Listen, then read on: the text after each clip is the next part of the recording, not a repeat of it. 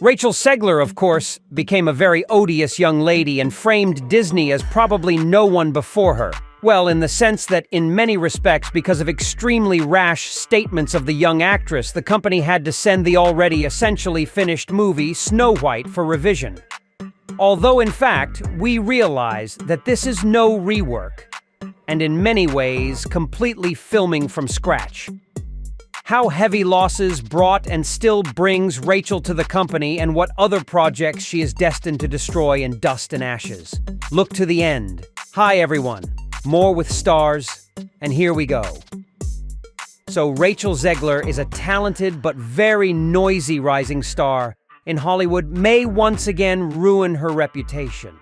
She has already caused multi-million-dollar losses for Disney with the Snow White remake, and now again. What, by the way, conditionally speaking, the punishment for all this talkative young star? In fact, none.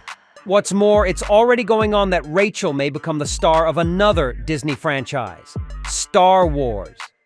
We've said in the past few weeks that Disney is now making quite the effort to revitalize the Star Wars universe, which hasn't released any more feature-length projects since 2019 and the release of Star Wars: The Rise of Skywalker. So now we've been told about plans for 2 future movies at once. One is a story about Rey and her female Jedi powers, which is due out in 2026 and has already caused quite a controversial reaction.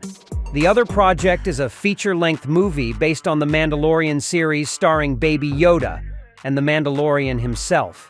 But as it turned out, this is not all, because according to the reports of a very authoritative and not ill-informed edition of The Hollywood Reporter, Disney is thinking of creating a project similar to Marvel's What If? Only this time for the Star Wars universe. But what is most notable is the instant activity of the odious Rachel Zegler, who more than deliberately began to match herself to the role of one of the stars of the future project. First, the actress wrote on the news about the potential series, What If Palpatine Somehow Comes Back? And then she decided not to hide anymore and declared her ambitions to participate in the project on Star Wars.